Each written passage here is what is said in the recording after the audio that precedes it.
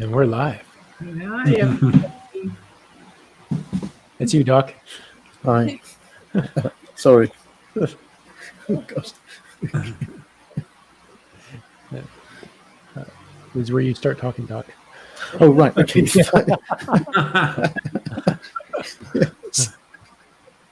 It's 1 o'clock in the morning. Come on, guys. Give me some slack. Okay. Right. Okay. We are a group of psychics and spiritual mediums coming together to help everyone awaken, align with their higher selves and their soul's purposes, whilst lifting up humanity. And so, today we've got a spectacular stellar team from across the water, including Khan Knight, ta-da, Mike Berg, ta-da, Rachel, sorry I can't focus at this time of night, and Jenny, Hi. without her sidekick, Mr. T. Anyway, so so we've got a somewhat offbeat discussion today on things that have sort of been bubbling up, and we have also a very important solstice event coming up very soon. So there's a lot to be said and done in terms of today's discussions. Before I go into this much further, I'm just going to try to quickly look at my notes. Yeah. So what I thought we could do is just generally sort of center ourselves and ground ourselves a little bit box breathing, just to sort of see how our energies flow, not just within the team, but also with the audience. And then I'm going to ask the team a couple of questions, and it's just going to see how the whole thing flows. The most important thing I'd like to stress, and will be stressed with the discussions, is that this is very much an understanding and sharing of what we've been picking up, rather than anything relating to inducing fear, which we'll come to a bit later on. Okay? Yeah, Doctor, we just want to quickly give everybody the premise of what today's show is. Yeah, sure. So a little discussion we had a couple of weeks ago, I think it was, or maybe before that, was that some of us have been picking up on just a general, I wouldn't say uneasiness, but just a general sort of knowing, understanding, a bit of a nudge that something was bubbling up and brewing. At the time, I couldn't quite put my finger on it, but I've noticed certain things have been popping up here, and I believe other members of the panel may have also noticed certain things. Rachel, forgive me, but were you one of them? I can't remember now. Yeah. Definitely picked up some changes, shifts coming up. Yeah. And I'll ask each of the panel members about this in the near future. But the main thing is that it's all right if you don't understand or you haven't picked this up as well, because every one of us is attuned to a different series of energies that are relative to us. And so there are times that I've not picked up on things and others have, and vice versa. So it's just an open discussion. That's all this really is, okay? So on that basis, I shall proceed and just sort of try to ground everyone with very simple box pattern breathing, and then we'll see how this whole thing opens up as such, okay? Okay, so here it is. So just do box pattern breathing on the count of 4 for in, rest, out, and rest again. And we'll do that for 3 rotations, and then we'll settle in. Okay.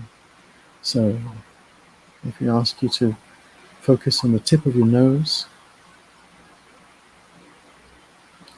and breathe all the way out.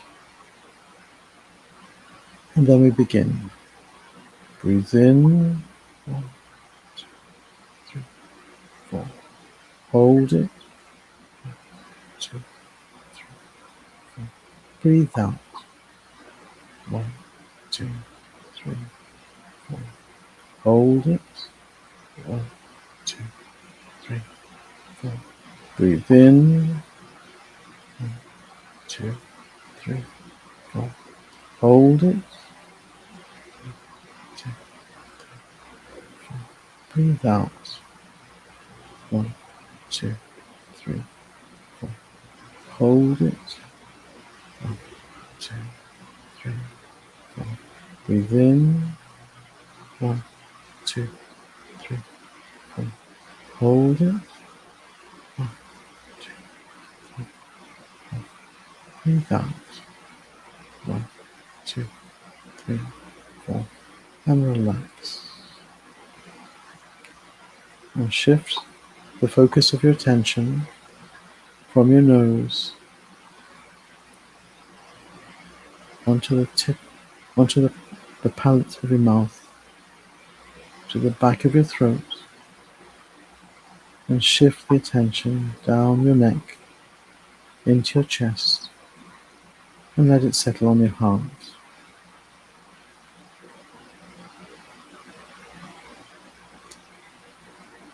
I would like you to express love or show love to your heart and feel it expand and encompass you.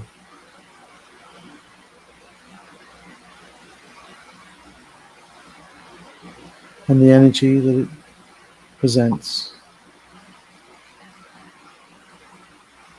and connects all of us is there to protect us.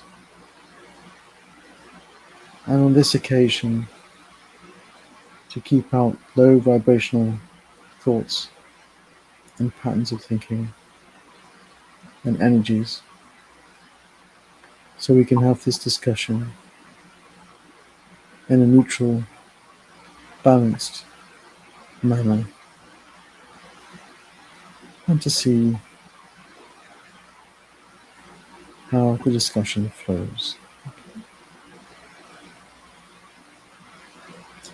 More than usual, I'd like to ask that members of the audience also comment on whether they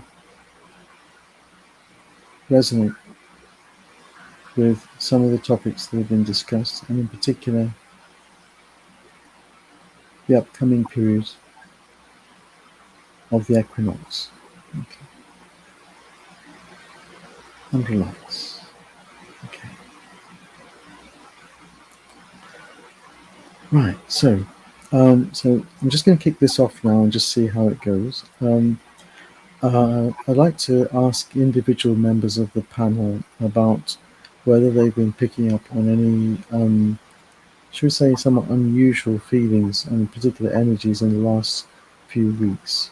And in particular, and I don't want to prejudge anything, whether this has put them in a different space from their normal position of being comfortable. Okay, so something that displaces you into another way of thinking, that you're sort of nudged into thinking, is there something going on, or something of that nature. I don't want to prejudge this, so I just want to ask around the panel and also the audience, and I don't mind, obviously some people may not have picked up on this, and that's fine. It's just to ask whether it's a consensus view or not. Okay, so on my screen, and this is not in any way gender specific, but there are 3 chaps on the top of my screen and 2 ladies at the bottom, so I'll work my way from the bottom right. So it's the amazing Jenny Hart, and over to you, Jenny. Have you picked up on anything at all over the last week or 2? I really haven't, other than maybe a little bit of consensus, just a little bit of fear going on, but I can't pinpoint it. I'm not getting any messages about it. So when this topic was brought up, I did think about it, and I thought, I really am not receiving any messages on anything upcoming. Okay, that's great, and thank you for that as well. That's equally an important view. Okay. Okay, so next in the sequence is Rachel. Rachel, can I ask about your experiences over the last couple of weeks or so? Yeah, I don't really know where to start.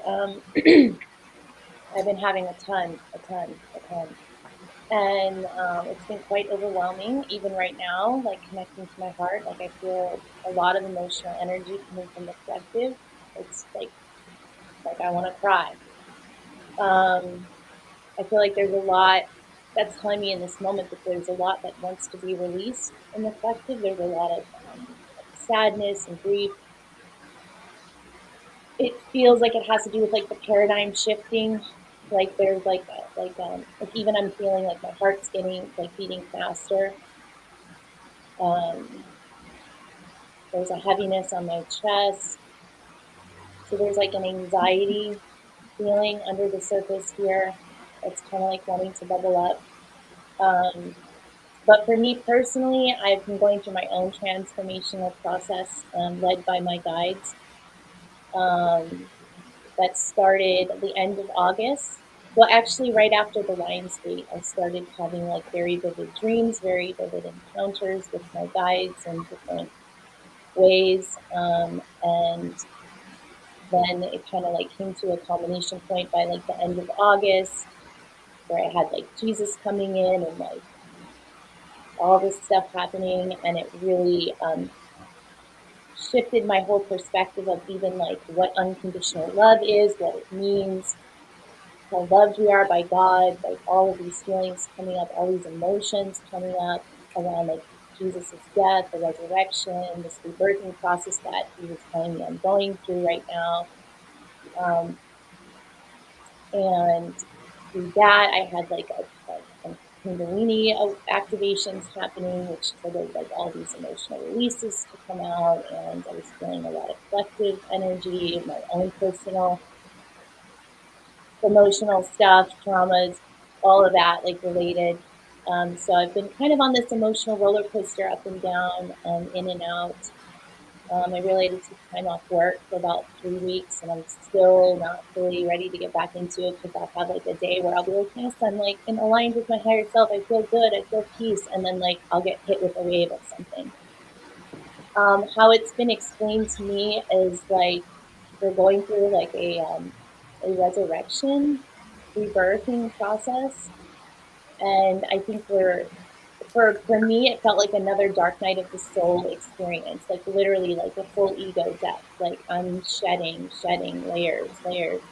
Obviously not as bad as like the first time I went through it because I didn't know what was happening. But now I'm like being led through this process. And so I understand it from a higher perspective. So that's why I'm able to tune in to like the right frequency, which is all about self-love.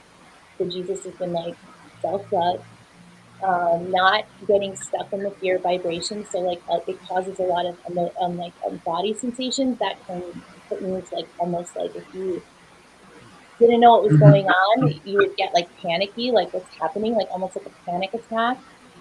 But um, but I've been told to stay in the vibration of love, keep your body loved, to rest, to ground, to eat light, eat high vibrational foods, like all of this stuff to kind of let the energy just sort of transmute and clear, and that's really helped. So, and I've had a lot of like my guides coming in. I've had a lot of healing work happening in my dreams where like I'm healing stuff on the astral realms, like for me personally, but also for the collective.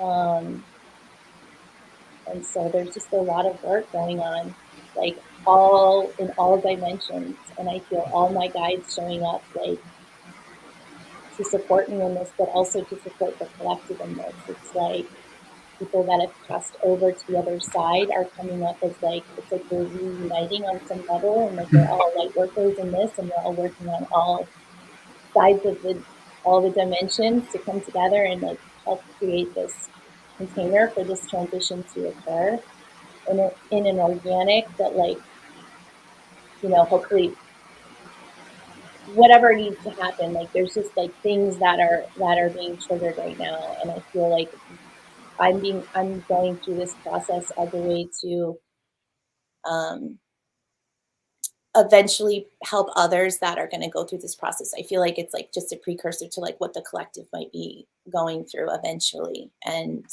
those of us who are experiencing it now might be in a position to help others go through that. And so that's kind of what I feel is like a higher purpose for this happening. But yeah, I definitely also been feeling like a shift in timeline. So like when I'm going through these processes, it feels like I'm going into another timeline. Like the timelines are merging, and it's all merging onto like a higher timeline. But So, and there's beautiful moments in it too. Like there's like really, really beautiful, peaceful, like fully aligned moments where I'm like fully whole again and with my higher self and fully connected to God and my power. And so it's just, it's hard to put into words. Like, I'll be honest, like I've had a hard time. I've never been speechless about anything in my life. And I've been trying to explain this to my husband, and it's just been like, I just can't. I just sit there, like I like can't come up with the words to describe like what's happening. But it's big, and it's definitely a big shift. And so, and I know other people that I'm close with in this light worker community who are experiencing similar things. And the more I talk to other people, the more I find that like we're kind of all going through this together on some level. Maybe not all of us at the same time, but like it feels like there are a lot of us that are experiencing this too. So finding support and talking about it, it's really helped me too. So yeah, that's where I'm at. That's great. Thank you very much. Thank you. Thank you. Mike, over to you. Well, I've been really feeling lately that we're starting to shift away from this idea of working as a collective and stepping more into the need to step into our individuality. And there's been a lot of people who have been supporting the collective and helping the collective heal and move through a lot of the trauma and the heaviness. But we're getting to a point in our evolution and our growth where we need to kind of step back, and people need to take responsibility for their own actions and their own growth.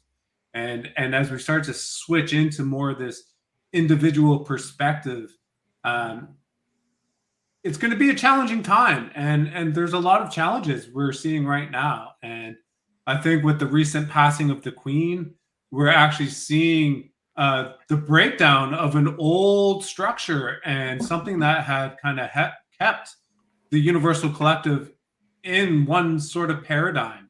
And now that long-term monarchy and power structure has really lost its foundation, I think we're going to start to see a real powerful shift in the collective and within sort of the way the world operates.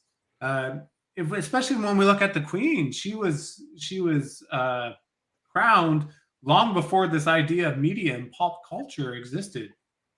So she reigned through the whole birth and growth of that, and this whole idea of this power structure, I feel has kind of served its time and served its purpose. And again, as that power structure begins to sort of fall away, again, it becomes more and more important for us to step into our individuality and find our place and how we can change our world and the world around us.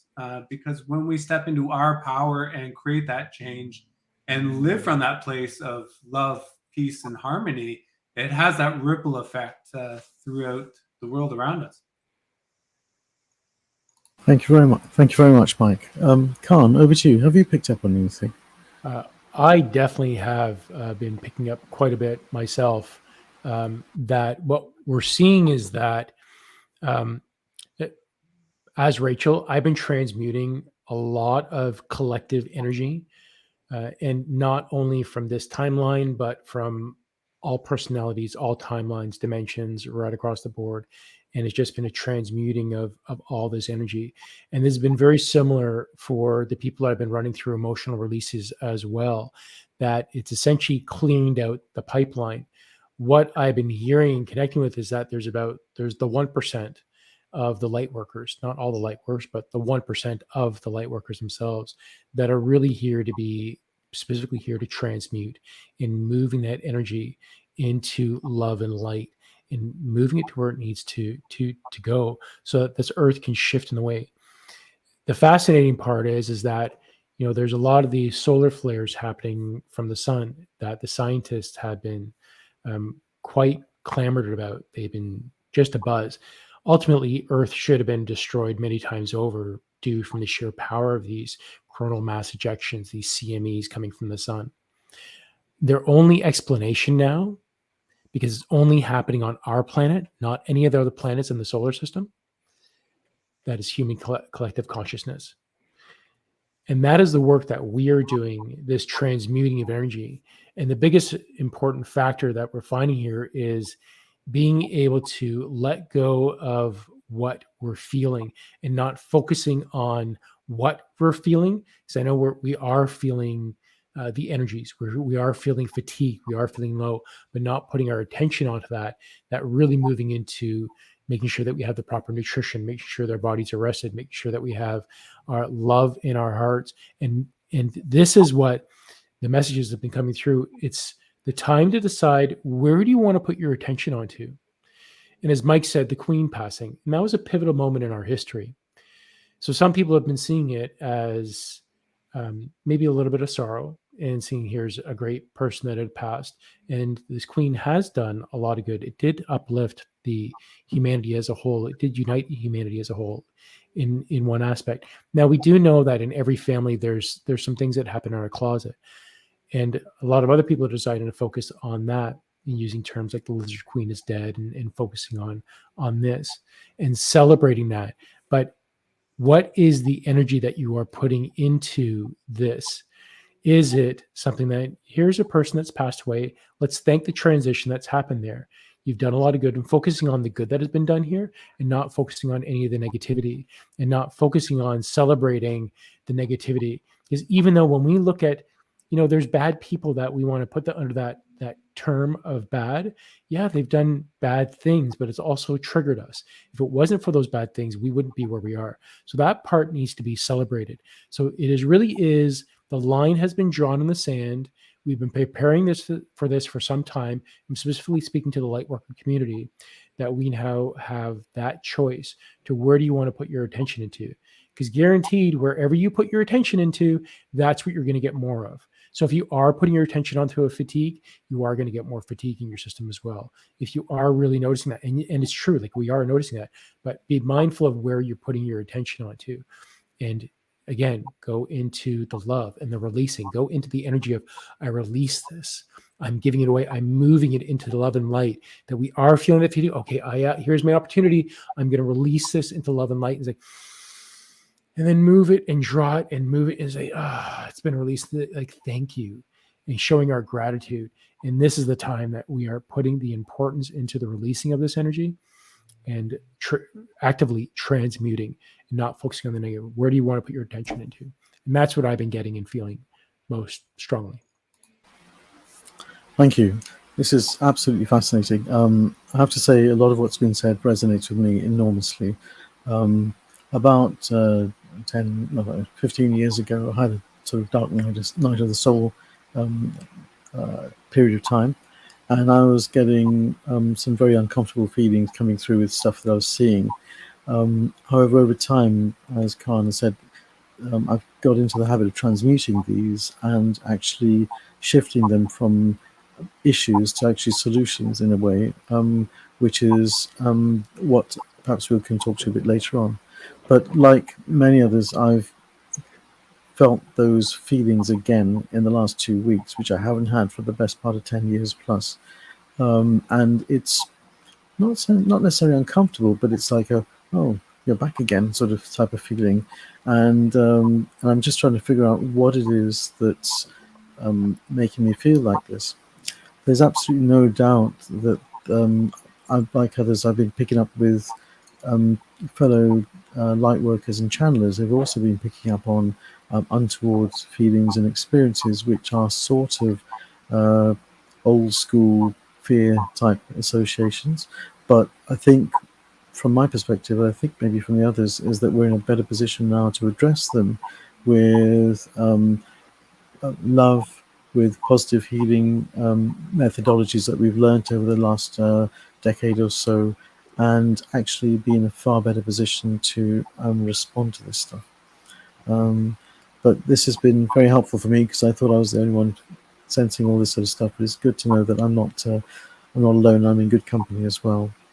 And as I mentioned earlier on, if you haven't felt these things, that's fine too, because you may be, in a situation, location, environment where those energies aren't there impacting on you. And that's great. That's great too. It's just part of how we're trying to process these things as such. Okay. Okay. So it's also interesting to read members of the audience. I've also picked up on some of these sensations and feelings as well, which is very helpful for us as a panel too. The next thing I'd like to do is again to go around the panel, and again it's fine if you've not picked up on anything, but just to ask them whether there's been a consistent series of nudges or things that have come across your path or thoughts that have popped in your head, or even sort of out of the blue types of discussions which have crossed your path in the last couple of weeks, and just to see whether or not there's anything that we can see with these or hear with these, because it may be that we're getting nudges not necessarily in the global feeling of something heavy around and all the stuff that goes with it, but actually we're being channeled or focused to look at certain things in a particular way. So again, no pressure. If you haven't had anything, that's fine. So I'm going to go back into Jenny. And Jenny, I'd like to ask you, have you noticed any unusual sorts of patterns of nudges or thoughts or flags that have come in your sort of direction over the last couple of weeks that seem to bring up a consistent pattern of if you like, jolts to you to think, oh, why did that happen? Why am I thinking about this? That's new. Over to you. I think the only thing that I've had little nudges from, and I think it's just coming from other people and them sharing their fears around what's floating, I guess, in the consensus of the world is I'm getting nudges about food, and I'm not like it's popping up here and there, and I think a lot of the reason that I am not experiencing some of this deeper, intense stuff is I've learned this tool of when negative thoughts or people or situations come into my zone, I am working immediately on transmuting it into love and making that shift and not staying in that thought pattern, like not playing with it, not ruminating with it. But that is, it's come up a couple times of people I've been around are concerned about food again. Thank you very much. That's really, really helpful. I'd like to ask the same question of Rachel, please. Over to you, Rachel. Yeah, so that's also been brought to my attention, not directly from my guides, but indirectly through my Patreon group. I had somebody ask a question. She was kind of getting nervous about some of the stuff she was reading, because I don't read the news. I don't watch the news. I really don't know what's going on in the world. I don't know unless it comes into my awareness through other people. And so it came into my awareness about the food shortages and what some of these, I mean, I kind of knew a little bit about that, but like, I like, again, I'm like Jenny, I don't focus my attention on what I don't want to manifest. So, but I get that other people, are hearing these things and it can be very triggering. And so she had asked me a question about it, and I just felt like it was something that, I should talk to Metatron about and maybe address in a video. So I did do a video on my YouTube with Metatron's full response about all of this stuff, like how to view that stuff, like how to stay in the right side of things, what the agendas are, how things are playing out from a higher level perspective. I'd like to leave a link to that video, like somewhere maybe in the descriptions box, because it kind of just explains so much for me to like try to put that into words or summarize it. But everything that we're saying here is going to pretty much be in alignment with what Metatron's guidance was, which is not to focus so much on, well, what he was actually saying was more about like stepping into your power, because this is a catalyst for us to step into our power, to take our sovereignty back. So from that perspective, if we're following our intuition and we're in tune with what our higher guidance system is, then we're always going to be in alignment with what the highest outcome is for all. So that is what he was saying, like ascension really is. It's about like, what's the highest outcome for all, and how does that need to manifest on a collective scale so that all can, you know, rise to their power, their full power. And for some of us, that's going to like catalyze us into like really going through these more difficult times to kind of make these choices that we have to choose. Like, what are we giving our energy to? What are we not giving our energy to? What's giving us like a good feeling, a good high vibration, and what's bringing us down, and what's keeping us in this victim consciousness mode. So it's really about like getting out of that victim consciousness mode. We're not victims to the system. You know, we have power. We have, you know, God is with us all the time. We can tune into that energy anytime we want to. It's a conscious choice to align with those frequencies. But basically the higher guidance with that was just, you know, yes, these things are out there and potential outcomes. There might be pockets of areas that are affected by these food shortages or whatnot, but there's always a back door. There's always like a way out, and there's always a higher plan. So it's like, so use your power as a collective to gather together. And if you feel like this is coming into your like awareness, like in your local community, or you're hearing these things actually happening, you know, listen to those intuitive nudges, like listen to your higher guidance. Like if you're getting ideas to plant a garden, plant a garden.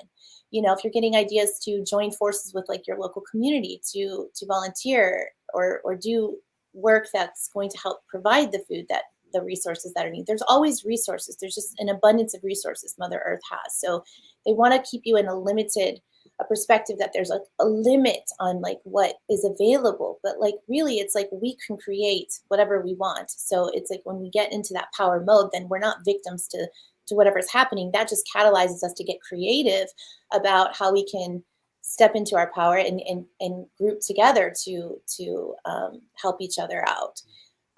Because not all area, it wouldn't be a worldwide thing. It won't be a worldwide. It won't be like every single person is affected. It'll just be like pockets, if anything.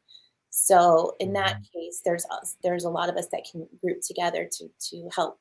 And that's just an example of like how we could work together. But that goes with any potential scare tactic, or because what he basically said was, you know, they create the problem and then they create the solution for the problem, but the solution that they give you is like, give your power to them. So it's like, get out of that, you know, just see it for what it is.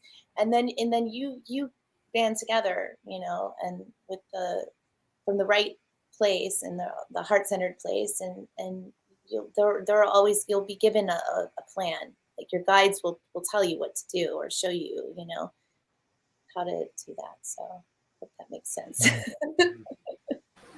Thank you very much. Thank you. And a lot of that resonates. And I'll come to that a bit later on. Over to you, Mike. How about yourself? Has anything been popping up in your, quote, spiritual in tray over the last couple of weeks, which has been surprising to you, or there's a pattern that's there? Nothing very specific, but I will sort of add on to that, the whole discussion about food. And this idea of a food shortage doesn't mean that there's not going to be food. I've been sort of feeling, and I've been seeing this for quite a while, what we're actually going to start to see is a decrease in the amount of processed, not natural food, the unhealthy stuff, because the companies that require the amount of food and materials to make that unprocessed food, they're not going to be given that. So we're actually going to start to see, yes, there might be a decrease in food on the shelves in the store, but we also, if you live in an area where you have access to farmers, start buying your fruits and vegetables from them right now. Start supporting those local farmers and giving them the incentive and the income to continue to feed the local community. You know, I'm very blessed where I do live that I am surrounded by lots of farmland, and there's lots of fresh, natural food for me to access.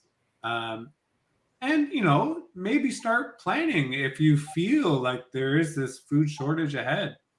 Many cultures around the world have survived on eating nothing but rice for millennia. So start changing your diet now and start focusing a little bit more on the foods that you can buy and store for long periods of time.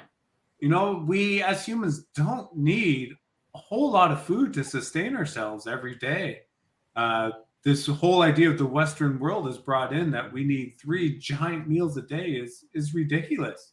My wife and I have really been eating 1 meal a day for the last number of years, and maybe the odd snack here or there. But this idea of needing to eat and consume, it's honestly a little over the top and a little ridiculous. Mhm. That's fascinating. Thank you very much, Mike. Pass the baton over to Khan. How about things from your perspective? Yeah, I mean, for a couple of years now, food, water, electricity has been coming here, not out of fear, but just a need to have alternative sources. And more so, I agree with both Rachel and Mike and Janet. It's all in alignment that knowing what your sources are, moving away from the processed foods, but also, I mean, we've been guided to just do grow food out of buckets, and we've been having our green lights and creating microgreens and just have high density nutrition, so that these microgreens within 5 days from seeds of just water and light, it can grow these very short. Within 5 days, you have this nice little green salad, which is just so rich with micronutrients, and it's they're like just superfoods. You just get so much nutrition just from these little greens, and that alone has been a big shift. And much like Mike, I mean, Reed and I, we have 1 meal a day as well, and we've been that way for quite some time.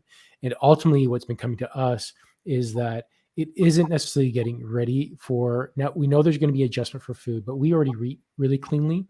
But there's also the notion that, you know, if you get a bag of dried chickpeas from the store, that you can take those chickpeas and rehydrate them, and then you can sprout from that one chickpea, and you can plant that one chickpea, and you can, from that one chickpea, you can have your own plant with tons of pods to recreate that. And this is the notion of us getting back, that we've been so comfortable with ourselves, with our environment. And that's what modern society has done for us, making us very comfortable.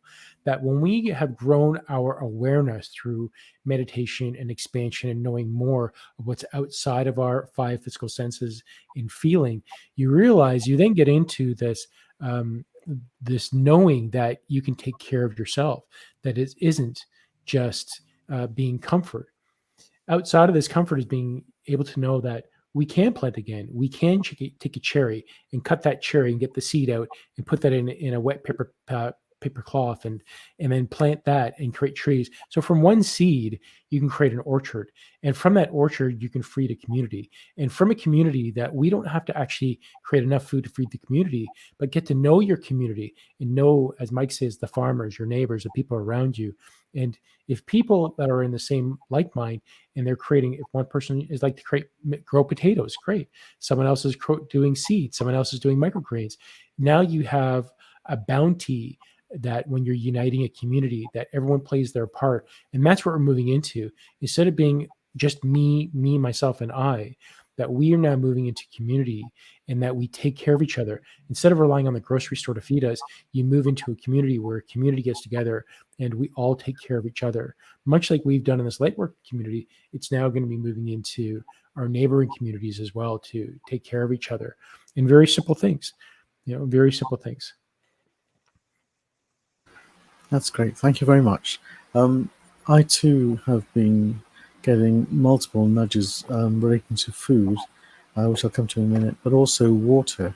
Now, I'm a bit perplexed by this because I live in an area which has got a huge amount of rain. It's just raining all the time where we live. But nevertheless, particularly when I go into urban areas, I'm being drawn to look for water resources for some reason. The really bizarre thing for me is that through emails and streams of blogs they're getting, I'm seeing more and more discussion around food resilience, that is the ability to take shocks and then to bounce back, and water as well. The one thing that's crossed my mind time and time again is that necessity is the mother of invention, and we as human beings have survived the Black Death, and that wasn't a walk in the park, but it made COVID look like it was peanuts, basically. And likewise, in different parts of the world, we have faced adversity in terms of food supply and water supply, and yet, time and time again, we are able to find solutions and look at ways of doing things differently, which take our reliance away from large-scale systems of water and food supply and make it more local.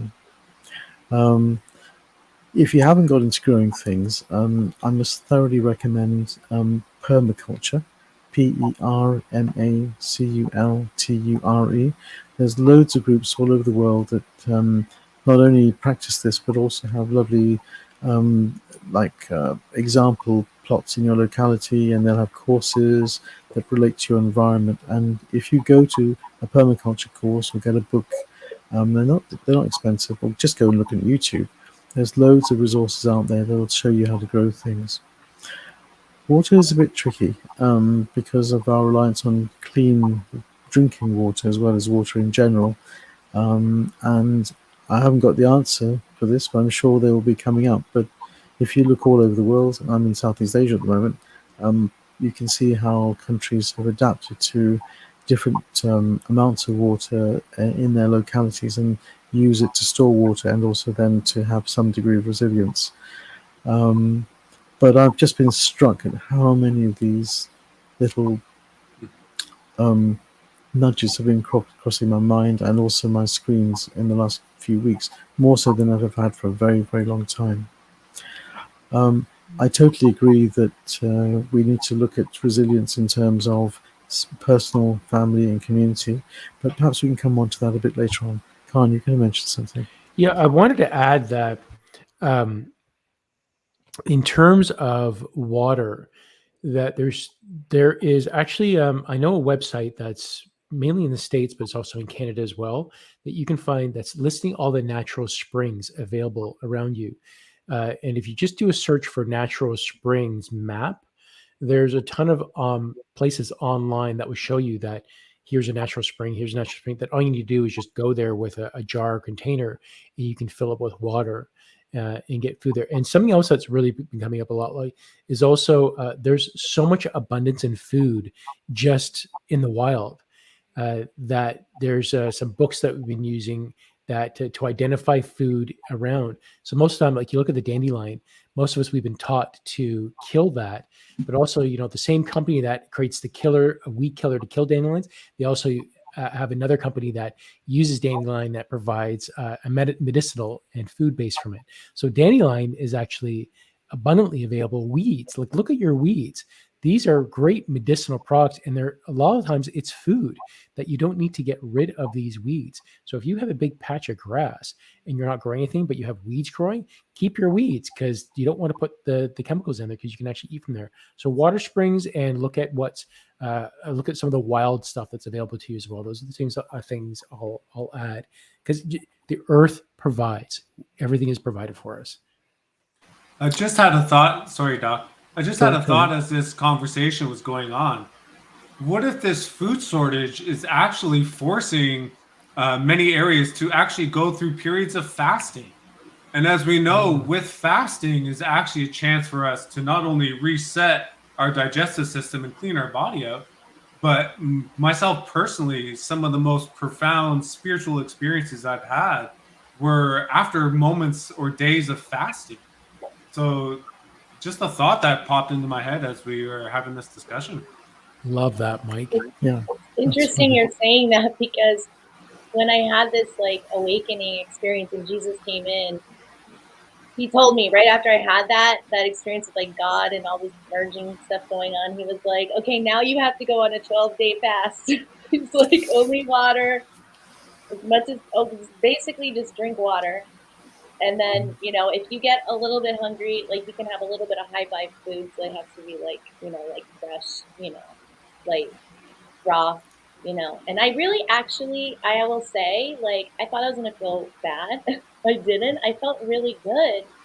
And I had I still had my energy levels, even though I was going through this, emotional release and cleansing healing process, I don't know, I just felt really good, and it did kind of click in my head, like, yeah, we don't need to eat that much. Like, why? I'm like, I'm not hungry. Like, water, just water. I'm good. What most people don't realize that most of the planet is dehydrated. Yeah. Like us, we're really just doing a water fast, and it's so good for you.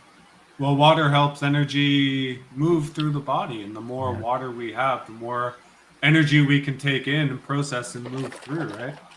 But we actually have a comment here from Sylvana. She says, my raised garden is being planned for early spring. My neighbors and I are planning together so we can grow different things so we can share at harvest. This is a great idea, and something that I would love to see more communities actually doing, because if each person concentrates on a specific thing and then shares that with the community, then there's this constant stream of food coming in at different times of harvest, and that actually brings the community together. And also, I think it's beautiful. It's nice to see that, and hopefully we see more of that happening. I have to say this concurs with a lot of what we're seeing over in the UK. Here's another word I'd like to just put out there: foraging. There are loads of books and local specialists who go out into the woods or into the fields and actually help you identify what's edible and what's not edible. And if there are any First Nation cultures that haven't been annihilated, sorry, Khan, didn't mean to mention that, but the main thing is that there might be some learning from people who are still out there, and hopefully still alive, who can actually share with us in terms of what they found to be edible in their particular locality. As somebody who basically lives on a farm, I have to mention something that most stock farms, and to some degree arable farms, so basically anything with animals on it, has to have a good water supply, and traditional farms were always sited around a spring or a well. So if you find any of those, there might be a little bit of a heads up as to where to start looking. But that obviously depends on your locality. The last thing to mention is that there's some phenomenal techniques that are out there to provide enough surface water and deep water for growing plants, using techniques that we have either forgotten to remember or totally weren't aware of. And again, if you look in the permaculture sort of literature and YouTube stuff, it's very, very apparent that even in the most arid of areas, you can still grow edible fruit plants. If you haven't seen it, go onto YouTube and look at Greening the Desert. Greening the Desert. And I kid you not, this guy has produced edible trees and shrubs, or grown them in the Dead Sea, or where there's a very high salinity in the soil. And he's used very simple techniques, and it's just off the scale in terms of what they can do. The issue about growing with other people, I think, is excellent, because there is, if you have a small community, you're going to have different skill sets and different skills and abilities to grow things and preserve them. And that way you can learn from others, and also, as Khan and Mike have said, and Rachel, that you can share with one another, and that binds the community together, giving it greater resilience. And so this is very, very exciting to hear that many folks all over the place are picking up on this as one way of getting over such difficult times. The last thing I'd just like to mention is that we could easily see this as being a doom and gloom thing, but actually the way I see it now, and more so in most things, is that actually it's just a wonderful, relatively gentle awakening that we're getting from Gaia as she ascends, in terms of shifting her patterns of rainfall and climate and all the other things that are going on, to enable us to actually adjust into the new way of doing things and connecting with the land and connecting with her, ostensibly through working on the land and also eating food from her larder, which is out there. We've perhaps forgotten to remember. But yeah, that's been great. I noticed there's been a very helpful Khan, I think you put the finderspring.com That was actually Mike. Oh, posting Mike, sorry. Thank you, Mike. On mine and Rachel's behalf. Got it. Okay, that's fabulous. So if I could sort of summarize, we seem to be picking up on some things out there, something's happening, and there seems to be perhaps a consistent nudge across the board about food, and in particular, improving our access to and resilience from perhaps interruptions in the normal food supply, which we've gotten used to over time. And the next thing I'd just like to draw our attention to is that actually, excuse me, I'm going to cough. While he's coughing, Jenny and I, we got to take off in about 10 minutes here. Okay. I shall wrap it up pretty quickly then. Okay.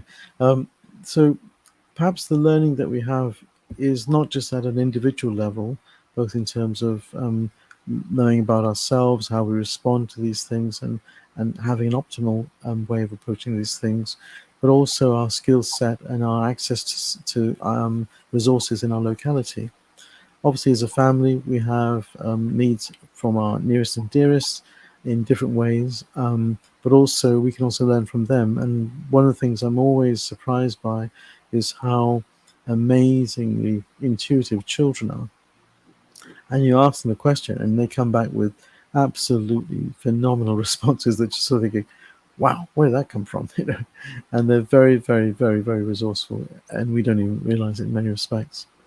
There's also a response at a community level where creating and finding networks of like-minded people who have already been doing this sort of stuff is really useful, because you automatically gain access to shared resources of knowledge and skills, as well as food, that other people have developed in your locality.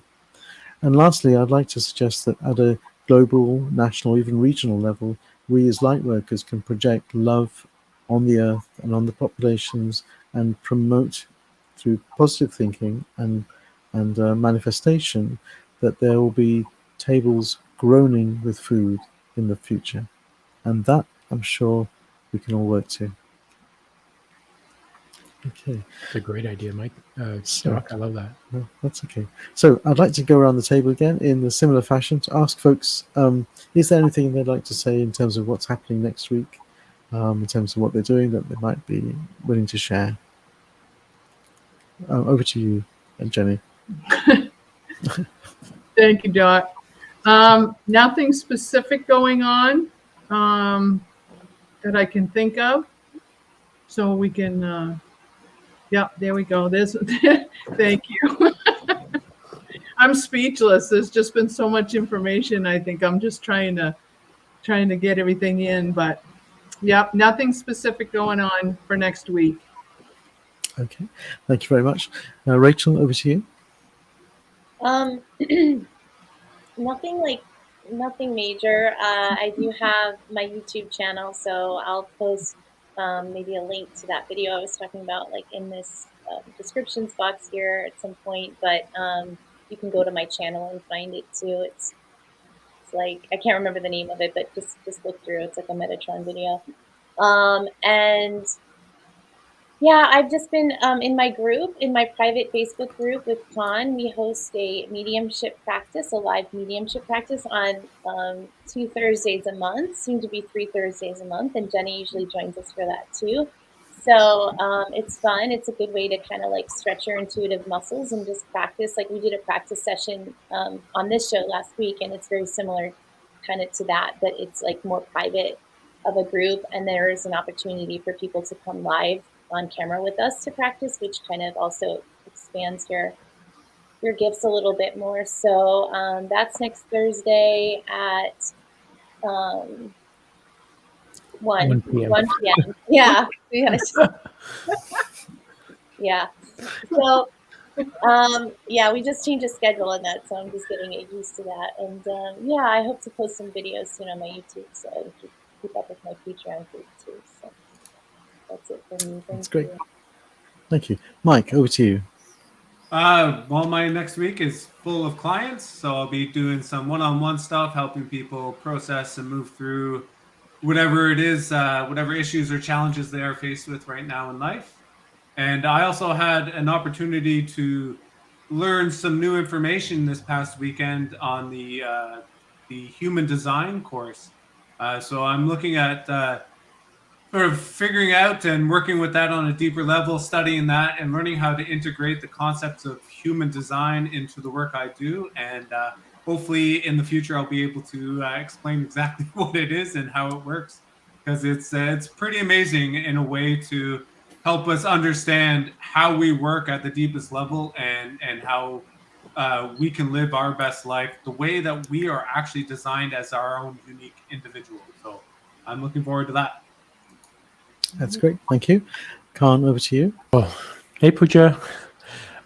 So myself, this Friday on my YouTube channel is my last public live channeling Eric session.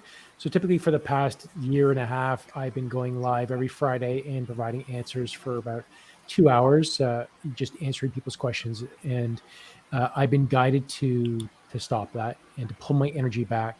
And it's time to actually heal my body. Now, I'm going to be moving away from doing these public lives. I'm still going to do them within my Patreon page. And in the Patreon page it's not going to be as frequent, but it still is going to be happening there. And the information that'll be posted on my YouTube now will be more the how-to. And they're really telling me I'm essentially entering my pilgrimage now to heal the body. And it's time for me to move away from the public, go into the back end and just really heal the body. And that's what I'm going to be sharing on the YouTube channel as frequently as I can. It should be, I'm not going to say the schedule yet because I don't know what it's going to be, but I'm still kind of building it out. But it's going to be, that's what I'm going to be using my time from now. There is one thing on the Patreon group. Many of the people, they kind of commented on there is an 8 days of I ams.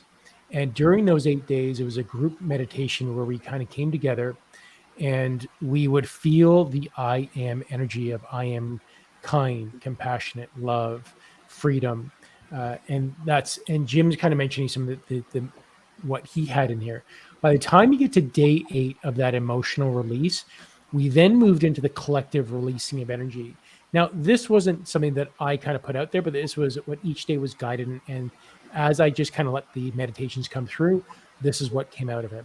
And it built us up and got our bodies ready from creating the I am energy to releasing and replacing what we've released with the I am loving energy and freedom and creation, to eventually releasing from the entire collective of our own past lives in collective, and refilling all of our past lives and dimensions and personalities with the I am energy.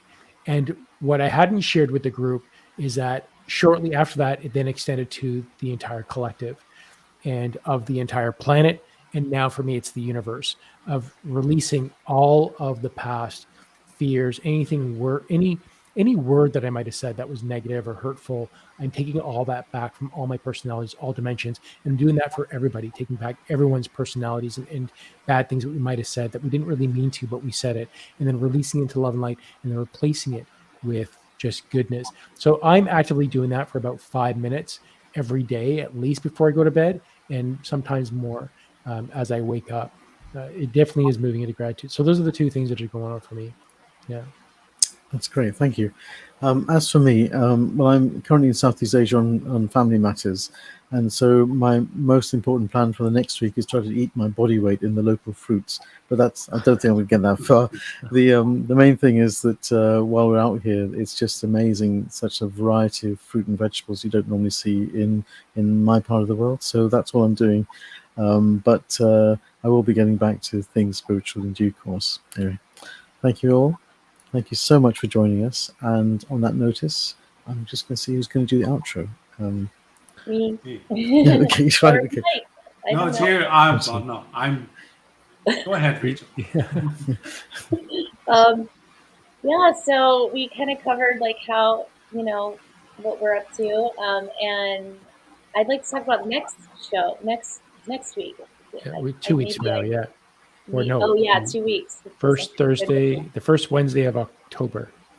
Okay, first Wednesday of October. And it's slipping my mind, Con, and I don't have my notes.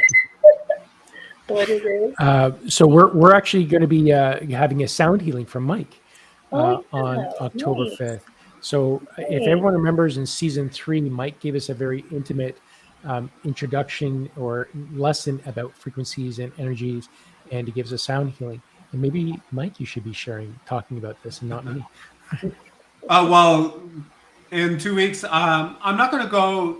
We've already done that talk, so I'm not going to go and repeat myself of what we talked about last time. But I will be providing a didgeridoo and a drum sound healing experience and meditation. For those who've never heard the didgeridoo, it's a pretty magical experience and can help shift you into higher states of awareness and consciousness, and really peel back the layers of emotion and trauma that are stuck in the cells and DNA of your body. It can provide very deep ancestral healing as well. So I look forward to being able to share that with you. I would love to use my gong and stuff, but the sound just doesn't come through as clear as I would like for that experience to be the best.